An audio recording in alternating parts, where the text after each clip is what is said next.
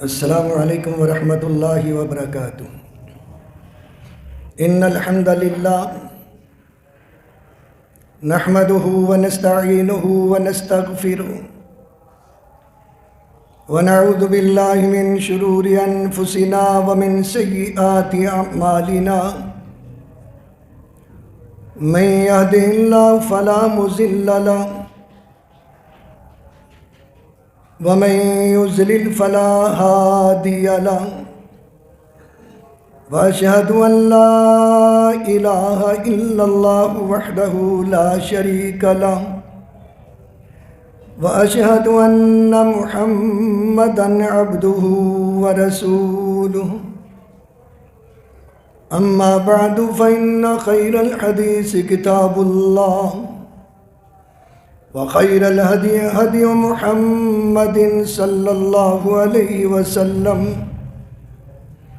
وشر الأمور محدثاتها وكل محدثة بدعة وكل بدعة ضلالة وكل ضلالة في النار۔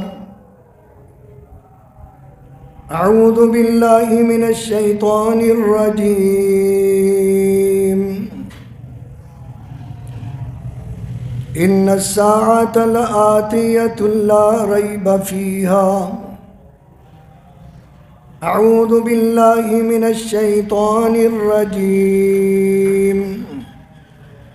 وما یدریک لعل الساعة تکون قریبا۔ اللہم صلی علی محمد وعلی آل محمد کما صلیت علی ابراہیم وعلی آل ابراہیم انک حمید مجید۔ اللہم بارک علی محمد وعلی آل محمد کما بارکت علی ابراہیم وعلی آل ابراہیم انک حمید مجید۔ رب اشرح لی صدری ویسر لی امری واحلل عقدۃ من لسانی یفقہوا قولی۔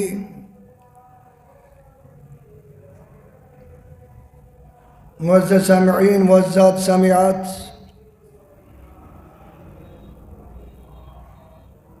رسول کریم صلی اللہ علیہ وسلم ہم سب کے آقا مصطفیٰ سید الانبیاء ہیں، امام الانبیاء ہیں، خاتم الانبیاء ہیں۔ سارے نبیوں کے بعد وہ تشریف لائے، اللہ تعالیٰ کے آخری پیغمبر اور رسول ہیں، اور اسی طرح رسول کریم صلی اللہ علیہ وسلم کی شریعت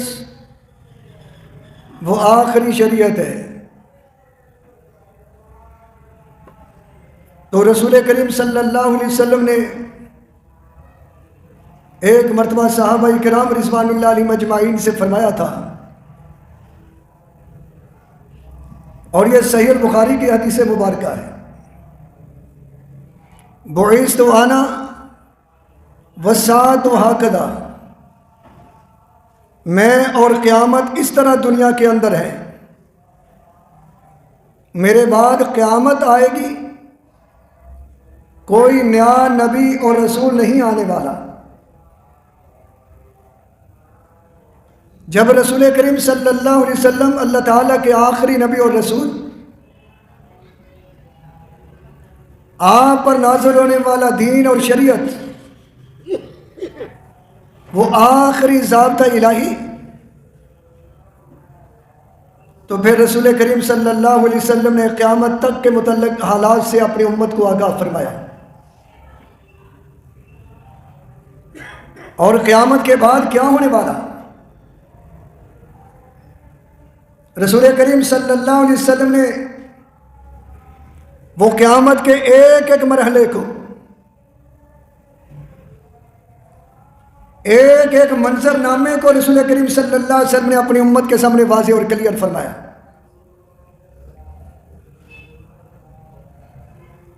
اور قیامت سے پہلے آنے والے جو حالات ہیں، میری امت کے اوپر کون سے حالات آنے والے ہیں، میری امت کو کس صورتحال سے واسطہ ہونے والا ہے، ان حالات کے اندر اور قیامت کے قریب آنے والے منظر ناموں کے اندر رسول کریم صلی اللہ علیہ وسلم نے اپنی امت کی رہنمائی کا حق ادا فرمایا. اور یہ ہمارا ایمان ہے. اللہ رب العزت نے جو کچھ قرآن مقدس کے اندر فرما دیا اور رسول رحمت صلی اللہ علیہ وسلم نے اپنی زبان پاک سے جو کچھ واضح فرما دیا، وہ سب کا سب حق اور سچ ہے اور وہ ہو کر رہنے والا ہے. لیکن صرف سوال یہ بنتا ہے یہاں اس وقت، قیامت کے قریب آنے والے منظر ناموں میں، قرب قیامت کے آنے والے حالات کے اندر میں اور آپ کہاں کھڑے ہیں؟ سوال یہ بنتا ہے. ورنہ رسول کریم صلی اللہ علیہ وسلم نے قیامت تک آنے والے حالات سے متعلق اپنی امت کو آگاہ فرمایا ہے.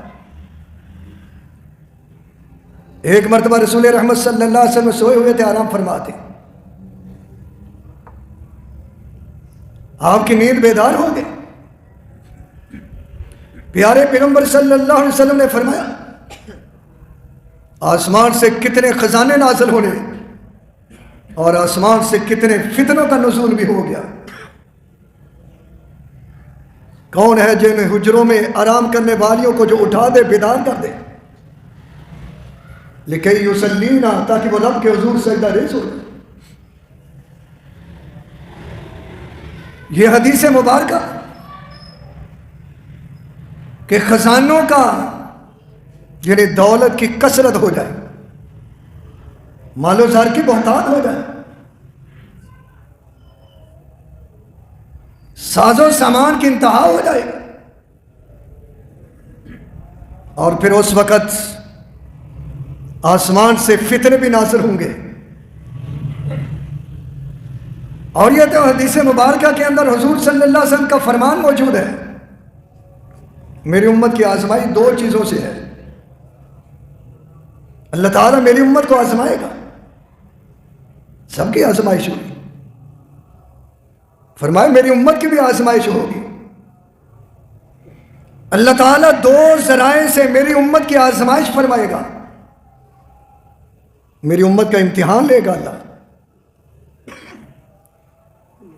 اللہ میری امت کا امتحان لے گا دو چیزوں سے، دو ذرائع سے، دو صورتوں سے. ایک مال و جائیداد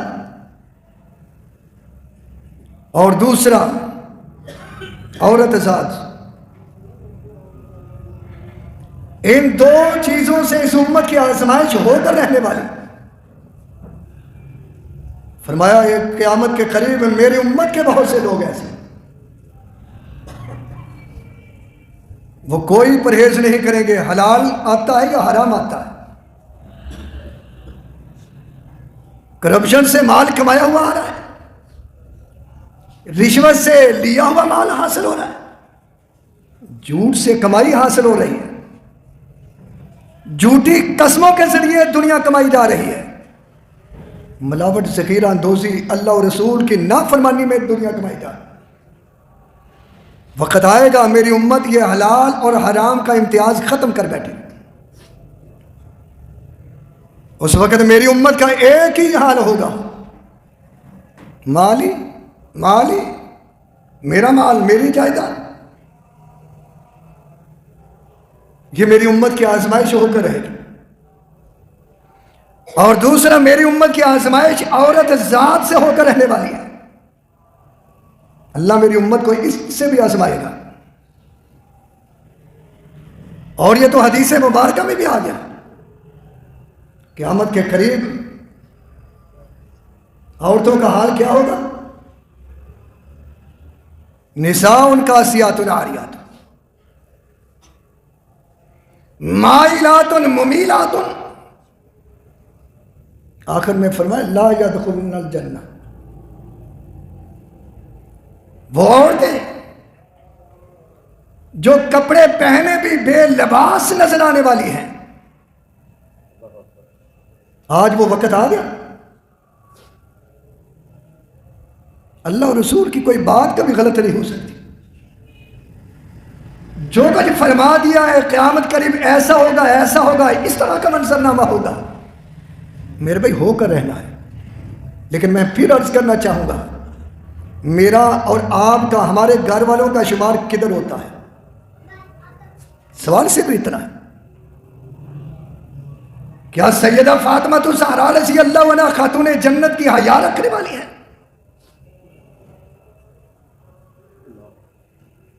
یا شمع محفل بن کر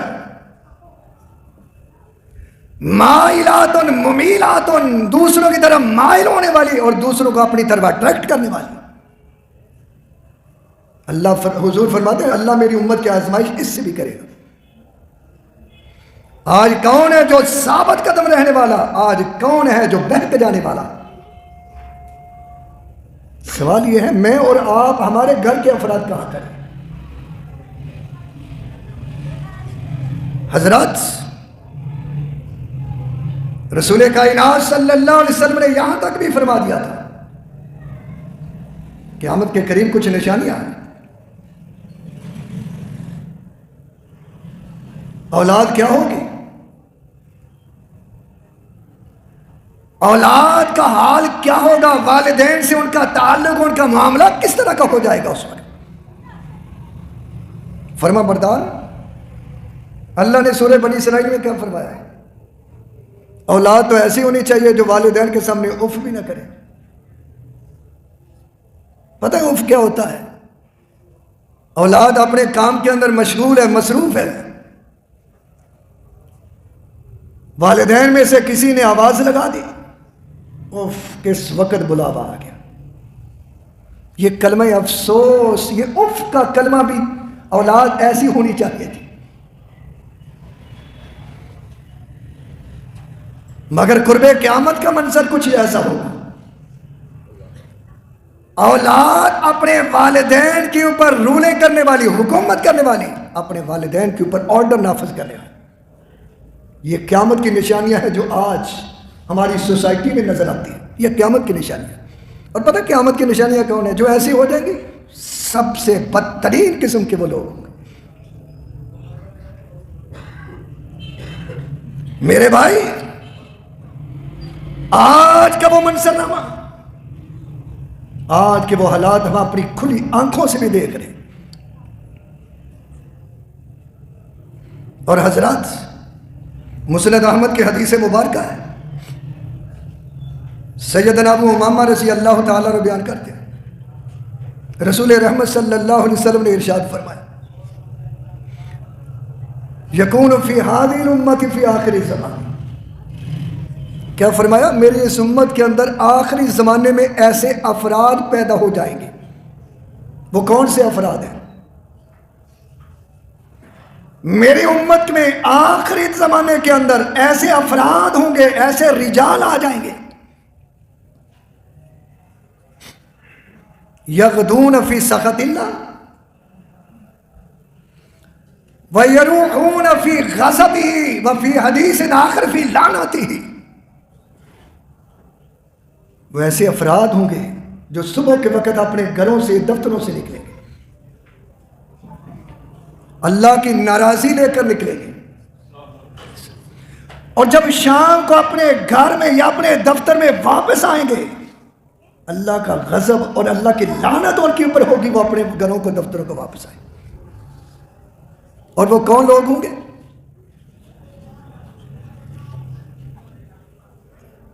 حکومت وقت نے جن کے ہاتھ میں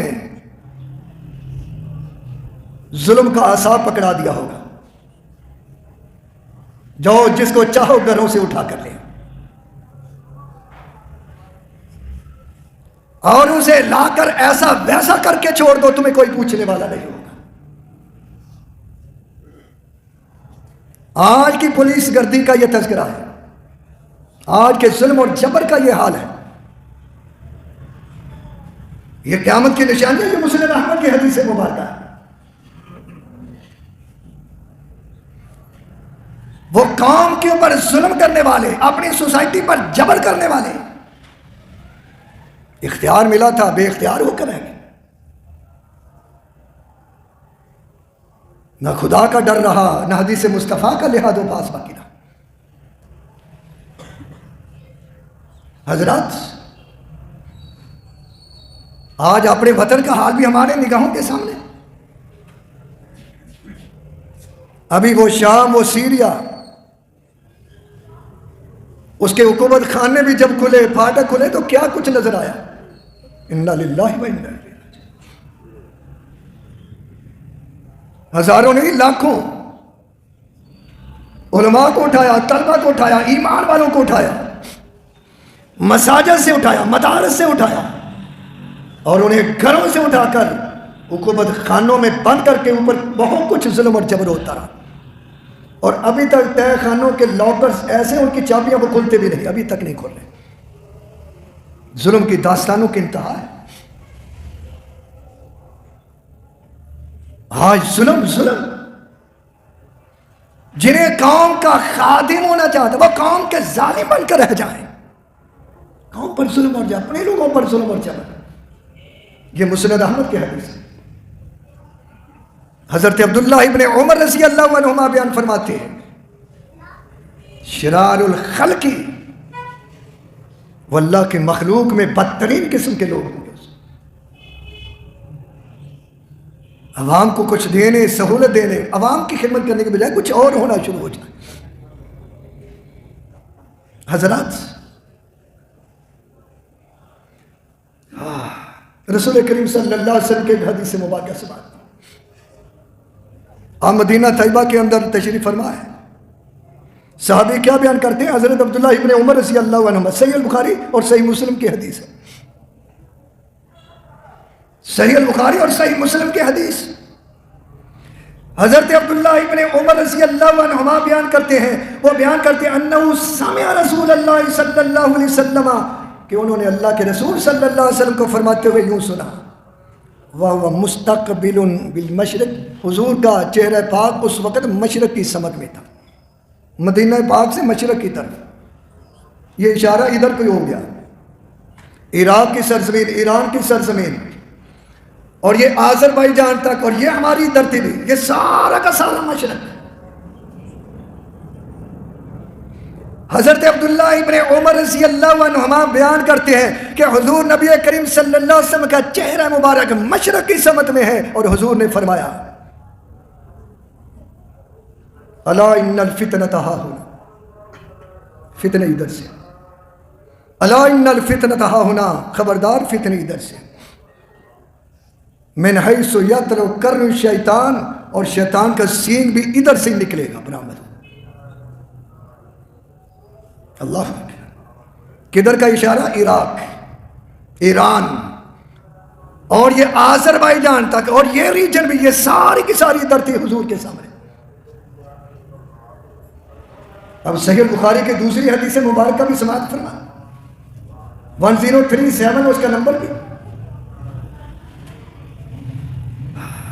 حضرت عبداللہ ابن عمر رضی اللہ عنہما بیان کرتے ہیں اس حدیث مبارکہ کو، فرماتے ہیں قال رسول اللہ صلی اللہ علیہ وسلم، فرمایا اللہ کے رسول صلی اللہ علیہ وسلم نے، اللہم بارک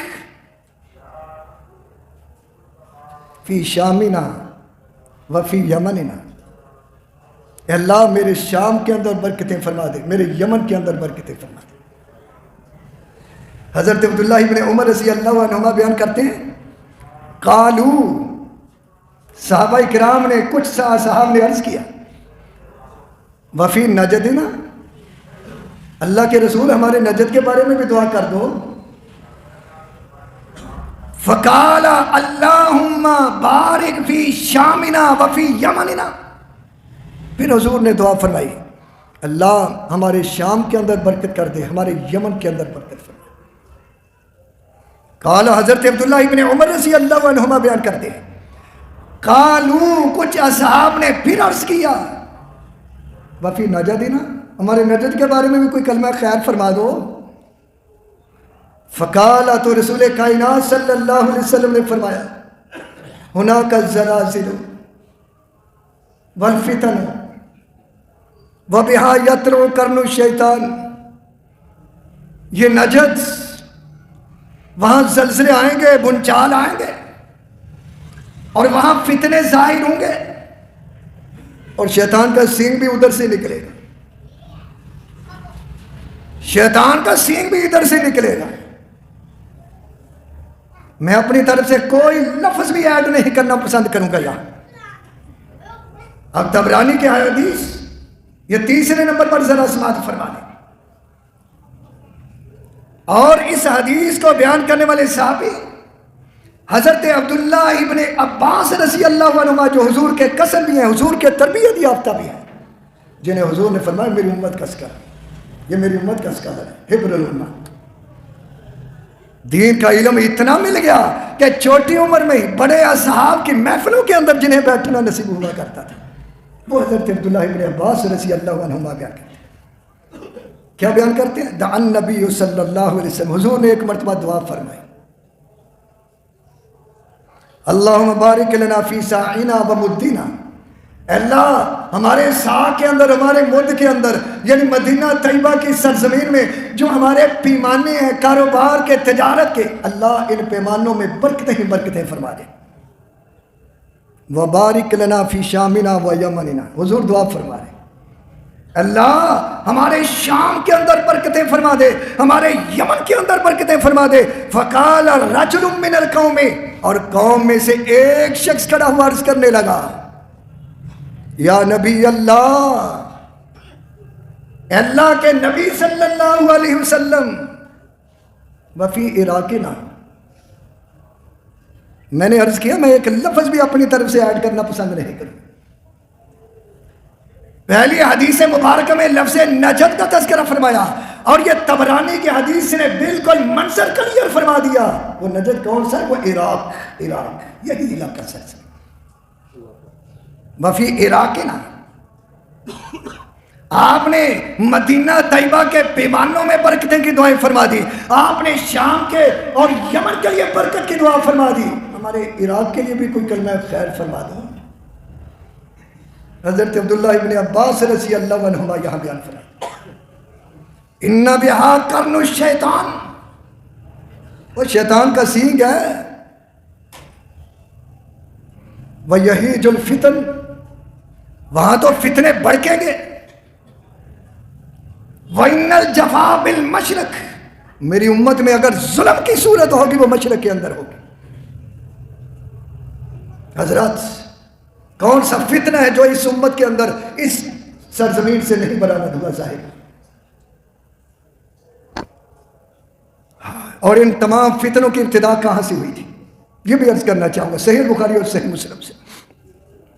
فتنے تو بہت بڑھ گئے، اور پھر عرض کروں گا اس سرزمین سے ایک فتنہ نہیں، سینکڑوں فتنے اب تک ظاہر ہوتے چلے جا رہے ہیں. اور اس صحیح بخاری اور صحیح مسلم کے اندر اس فتنوں کی ابتدا کیسے ہوئی؟ صحابہ کرام رضوان اللہ علیہم اجمعین سے ایک صحابی حضرت حذیفہ بن یمان رضی اللہ عنہ،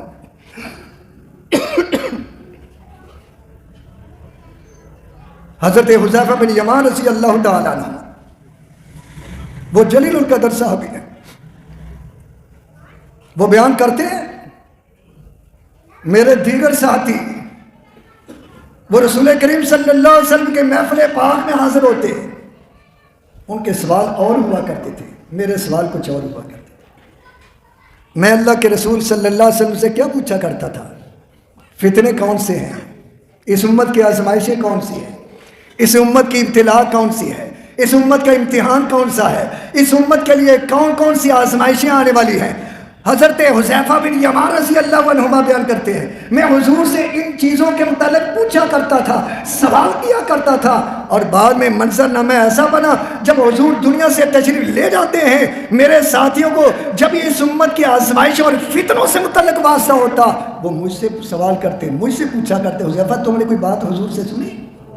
اللہ اکبر۔ اصحاب بیٹھے ہیں اور ان میں حضرت حذیفہ رضی اللہ تعالیٰ، اور یہ پوچھنے والے کون ہیں؟ عمر بن خطاب رضی اللہ عنہ۔ کہہ دیں محبت سے،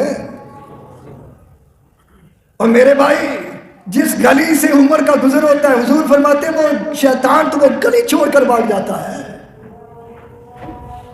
تو محبت سے نام لے لینا چاہیے حضرت عمر فاروق رضی اللہ تعالیٰ، وہ جلیل القدر صحابی، وہ مراد رسول ہیں جنہیں حضور صلی اللہ علیہ وسلم نے نام لے کر جنتی ہونے کی بشارتیں عطا فرمائیں، اور جن کے جنت کے محل کو بھی حضور نے اپنی نبوت کی نگاہوں سے دیکھا۔ عمر تیرے محل کو میں نے جنت میں اپنی نگاہوں سے دیکھا ہے، جبریل نے بتایا تھا یہ آپ کی امت میں عمر بن خطاب کا محل ہے۔ اللہ، وہ سیدنا فاروق اعظم رضی اللہ تعالیٰ عنہ بیان کر حضرت حذیفہ رضی اللہ عنہ سے سوال کرتے ہیں، اے حذیفہ، باقی بھی اصحاب موجود ہیں، ایکم یحفظ قول الرسول صلی اللہ علیہ وسلم فی الفتنہ، میرے ساتھیوں بتاؤ تو صحیح، حضور نے جن فتنوں کا ذکر کیا ہے، میری امت آپ میں سے کون ہے جس نے حضور کی اس حدیث مبارکہ کو یاد کیا ہو؟ مجھے بتائے، بیان فرمائے۔ فقال حذیفہ رضی اللہ تعالی انا احفظ، حضرت حذیفہ کھڑے ہوئے عرض کرتے میں یاد کرتا ہوں، مجھے معلوم ہے فتنوں سے متعلق حضور نے کیا فرمایا اس امت کے لیے۔ اور حضرت حذیفہ رضی اللہ تعالی عنہ بیان کرتے کہ رسول کریم صلی اللہ علیہ وسلم نے اپنی زبان پاک سے فرمایا، فتنۃ الرجل فی اہلہ و مالہ و جارہ، میری امت کی آزمائش کس سے ہوگی؟ گھر والوں سے۔ گھر والوں کے ساتھ سلوک کیسا ہے؟ اچھا، باہر سب کے لیے بڑا اچھا ہے، بڑے خوشگوار موڈ میں ہوتا ہے، بڑے اچھے رواداری میں ہوتا ہے، بڑا اچھا اخلاق دکھانے والا، اپنی دکان کے اوپر بھی بڑا اچھا اخلاق، اپنی سوسائٹی کے اندر بھی بڑا اچھا اخلاق، لیکن اپنے گھر کے اندر اس کا رویہ کیا ہے؟ گھر کے اندر اس کا اخلاق کیا ہے؟ اس کے اپنے گھر والوں کے ساتھ معاملات کس طرح کے ہیں؟ سب سے بڑی گواہی اور سب سے پہلی گواہی اور اتھینٹک وہ گھر والوں کی گواہی ہوا کرتی ہے۔ یہ حضور نے فرمایا یہ میری امت کے مردوں کی آزمائش اپنے گھر والوں سے تعلق اور رویہ اور اخلاق پر ہے، وہ مالی ہی، مال و جائیداد سے بھی، وہ جاری اپنے پڑوسیوں سے بھی، اور فرمایا تکفرها الصلاة والصدقة والامر بالمعروف والنہی عن المنکر، نمازوں کی پابندی کرنے والا، صدقہ و خیرات کرنے والا، نیکی کی تلقین کرنے والا، اور امت کو، لوگوں کو گناہوں سے بچنے کی نصیحتیں کرنے والا، یہ نیکی کے کام ان آزمائشوں پر پردہ ڈالنے والے ہو جائیں گے، پردہ داری کے لیے ہو جائیں گے۔ حضرت عمر فاروق رضی اللہ عنہ بیان کرتے ہیں، حذیفہ ان فتنوں کی بات نہیں میں پوچھ رہا، وَلَكِنَّ الَّتِي تَمُوجُ كَمَوْجِ الْبَحْرِ، میں ان فتنوں سے متعلق سوال کر رہا ہوں جو ایک سمندر کی پانی کی موج سے، اس کے اوپر بڑی موج، اس سے پیچھے اس سے بڑی موج، وہ سمندر کی دریا کی پانی کی موجوں کی طرف فتنے آنے والے میری امت کے اوپر، میں ان فتنوں کی بات کرنا چاہتا ہوں۔ حضرت حذیفہ رضی اللہ تعالیٰ عنہ بیان کرتے یا امیر المومنین لا باس علیک منہ، تمہیں اس سے کیا مسئلہ ہے؟ ان فتنوں سے آپ کا کیا واسطہ ہے؟ ان بینک و بینہا بابا مغلقا، آپ کے اور ان فتنوں کے درمیان دروازہ مقفل ہے، لاکڈ ہے، بند کیا ہوا دروازہ ہے۔ آپ کے دور خلافت میں وہ فتنے اس امت میں نہیں آ سکتے، نہیں سرایت کر پائے۔ آپ اس امت کے لیے ان فتنوں کے سامنے بند دروازے کی طرح ہیں۔ آپ کو فتنوں سے کیا خطرہ ہے؟ آپ کا کیا معاملہ ہے ان فتنوں سے؟ آپ کو یہ ڈر ہے اس امت میں فتنے ظاہر نہ ہو جائیں، یہ فتنہ وہ فتنہ، یہ آزمائش اس طرح کی آزمائش ہے۔ تمہارے ہوتے ہوئے اس امت میں کوئی فتنہ ایسا سرایت نہیں کرنے والا۔ ان کی موجودگی میں کیا فتنہ سرایت کرنا تھا؟ شیطان تو ان کا نام سن کر کانپتا تھا، شیطان تو ان کا تذکرہ سن کر بھاگ جاتا تھا، فتنے تو شیطان کی وجہ سے آتے ہیں، فتنے شیطانی کاموں کی وجہ سے آتے ہیں، فتنے شیطنت کی وجہ سے آتے ہیں، فتنے شیطانی سوچ کی وجہ سے آتے ہیں، اور کالی کرتوتوں کی وجہ سے فتنے ظاہر ہوتے ہیں۔ اے عمر بن خطاب، آپ کی موجودگی میں اس امت میں فتنے نہیں آئیں گے، آپ بند دروازہ ہیں، بند دروازہ ہے۔ حضرت عمر فاروق رضی اللہ تعالیٰ نے پھر پوچھ لیا، یفتح الباب اور یکسر، کیا وہ دروازہ کھولا جائے گا یا توڑا جائے گا؟ وہ دروازہ کھولا جائے گا یا توڑا جائے گا وہ دروازہ؟ حضرت حذیفہ رضی اللہ تعالیٰ نے اس وقت فرمایا تھا یکسر، وہ دروازہ توڑا جائے گا۔ اس امت کے فتنوں کے سامنے بند دروازہ کس نے توڑا تھا؟ بتاؤ تجھے۔ یہ فتنوں کی ابتدا ہے اس امت، یہ فتنوں کا سرایت ہونا اس امت میں، یہ فتنوں کا داخل ہونا اس امت کے اندر، یہ فتنوں کا ظہور کا ذریعہ اس امت کے اندر۔ وہ عمر بن خطاب رضی اللہ تعالیٰ عنہ جو اس امت میں فتنوں کے سامنے بند دروازے کی طرح تھے، یکسر الباب، اس دروازے کو توڑ دیا گیا ہے۔ بھائی مشرق والوں نے توڑا یا کسی اور علاقے والوں نے توڑا؟ وہ فیروز کون تھا؟ وہ ابو لولا فیروز مجوسی کون تھا؟ کس سرزمین کا رہنے والا تھا؟ کہاں سے مدینہ آیا تھا؟ آج کہاں اس کی قبر ہے بتائیں تجھے؟ آج اس کا مزار کہاں پایا جاتا ہے؟ آج کہاں اس کی قبر ہے ابو لولا فیروز مجوسی کمینے کی، جس نے اس امت کے سامنے فتنوں کے بند دروازے کو توڑا ہے؟ وہ سیدنا فاروق اعظم رضی اللہ تعالیٰ کو شہید کرنے والا، کہاں شہید کیا؟ مسجد نبوی کے اندر، نماز فجر میں مصلی رسول پر امامت کرواتے ہوئے عمر بن خطاب کو شہید کیا۔ آج کون ہے جو امت میں، وہ جو اس امت کے لیے فتنوں کے سامنے بند دروازے کی حیثیت رکھنے والے عمر بن خطاب تھے؟ کون ہے جو ان سے محبت کرنے والا؟ کون ہے جو ان سے عقیدت کا اظہار کرنے والا؟ کون ہے جو ان کا محبت سے نام لینے والا؟ اور کون ہے جو ان کے قاتل کے ساتھ کھڑا ہونے والا؟ آج یہ امت کے لیے فتنہ ہے۔ سب سے پہلا فتنہ جو دروازہ تھا توڑا گیا ہے، یہ دروازہ توڑا گیا، پھر امت کے اندر فتنے ظاہر ہوئے۔ پھر کیسے کیسے فتنے آئے؟ اللہ فکر الامان والحفیظ۔ حضرت عمر فاروق رضی اللہ تعالیٰ کو شہید کیا گیا، سیدنا عثمان ذو النورین رضی اللہ تعالیٰ کو بھی شہید کیا گیا۔ کن لوگوں نے شہید کیا انہیں؟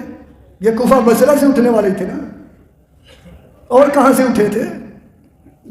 یہ مشرق کے سیر کی ظاہر ہوئے تھے نا، یہی فتنے جو پروان چڑھے تھے نا۔ اور کوفہ کی جامع مسجد کے دروازے پر نماز فجر کے لیے آتے ہوئے داماد رسول امیر المومنین سیدنا علی المرتضیٰ رضی اللہ تعالیٰ کو کس نے شہید کیا تھا؟ وہ خارجی کون تھا؟ کہاں سے ظاہر ہوا تھا وہ خارجی کمینہ؟ اور میرے بھائی جسے تاریخ ابن ملجم کے نام سے یاد کرتی، وہ کمینہ کہاں سے تھا؟ یہ فتنے بڑھتے چلے جا رہے ہیں، یہ فتنے بڑھتے ہی چلے جا رہے ہیں۔ مشرق سے اس سرزمین سے فتنے اٹھے، یہ سرزمین عراق، ایران، اور یہ سرزمین جو فتنوں کے لیے سب کچھ، اور یہ فتنے کہاں تک پہنچے؟ وہ کربلا کا سانحہ، انا للہ و انا الیہ راجعون۔ جس سانحے نے امت کو دو حصوں میں ڈیوائیڈ کر کے رکھ دیا۔